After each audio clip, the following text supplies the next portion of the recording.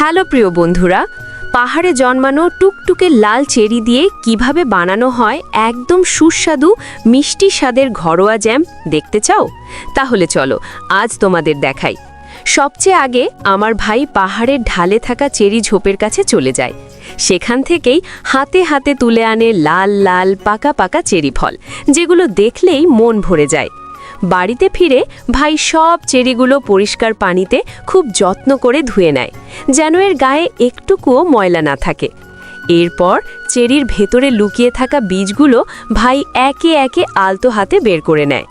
সব বীজ আলাদা করা হয়ে গেলে চেরিগুলো ঢেকে রাখা হয় সারা রাত, যাতে এর ভেতরের মিষ্টতা আরও গাঢ় হয়ে ওঠে আর স্বাদে আসে গভীরতা। পরের দিন ভাই চেরিগুলো চুলোর উপর হালকা আঁচে বসায়। ধীরে ধীরে রান্না হতে হতে চারদিকে ছড়িয়ে পড়ে চেরি ফলের গাঢ় মিষ্টি সুবাস।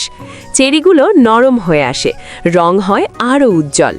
যখন চেরিগুলো একদম নরম হয়ে যায়, তখন এতে মেশানো হয় আমাদের ঘরে তৈরি খাঁটি গুড়। আরও কিছুক্ষণ নাড়াচাড়া করলেই ধীরে ধীরে তৈরি হয়ে যায় আমাদের ঘরে বানানো লাল চেরির মোলায়েম সুস্বাদু জ্যাম। রুটি, পাউরুটি কিংবা পিঠার সাথে এই জ্যামের স্বাদ সত্যিই আলাদা। এই জ্যাম তৈরির ভিডিও তোমাদের কেমন লাগলো কমেন্টে জানাতে ভুলো না। আর এমন আরও পাহাড়ি রেসিপি দেখতে চ্যানেলটা সাবস্ক্রাইব করে পাশেই থাকো বন্ধুরা।